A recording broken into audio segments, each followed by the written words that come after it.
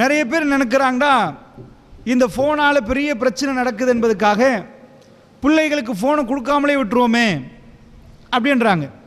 எனக்கு ஞாபகம், ஒரு 10-15 ஆண்டுகளுக்கு முன்னாடி ஒரு கேள்வி பதில் நிகழ்ச்சி நடக்குது கண்டியில்.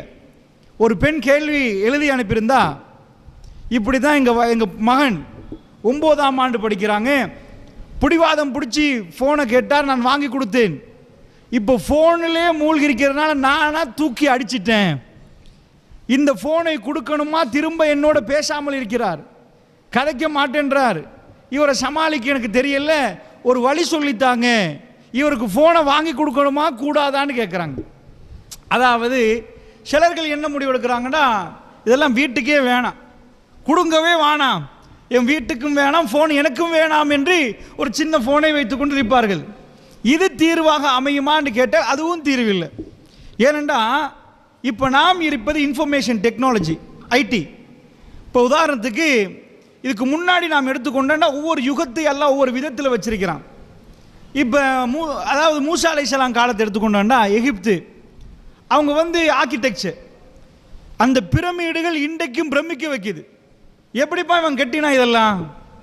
கிரெயின் இல்லாமல் இந்த பிரம்மாண்டமான கல்லை தூக்கி இப்படி வச்சானா, அதுக்கு மேலே ஒன்றை வச்சானா, அது எப்படி வச்சான்? அதுக்குள்ள ஆட் பண்ணியிருக்கிறான், ஒவ்வொரு வரைபடங்களை வரைஞ்சிருக்கிறான்.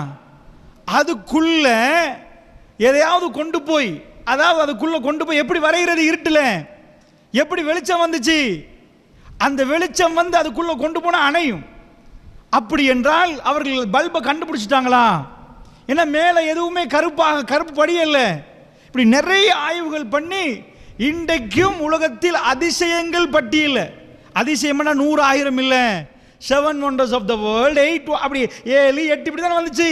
இதுக்குள்ள கொண்டு போய் பிரமிடு சுருற அளவுக்கு அவ்வளோ பிரம்மாண்டமான ஆர்கிடெக்சர் அவர்கள் காலத்தை பொறுத்தளவில் அந்த மாதிரி ஒரு யுகம். இன்னொரு யுகத்தை நாம பார்த்தோம்னா, இப்படி ஒவ்வொரு காலத்தை எடுத்துக்கொண்டோம்னா ஒவ்வொன்றிலையும் ஸ்பெஷல் ஆக்கி வச்சிருப்பான். அந்த யுகத்தை முடித்ததுக்கு பிறகு இன்னொரு யுகத்தை அல்லாஹ் தொடங்குவான். இப்படித்தான் உலகம் முன்னேறி கொண்டே வருகிறது. மனிதன் காட்டுக்குள்ளே இருந்தான், அவன் அப்படியே வீடுகளை கெட்ட தொடங்கினான், இன்னொரு யுகம் மலருது.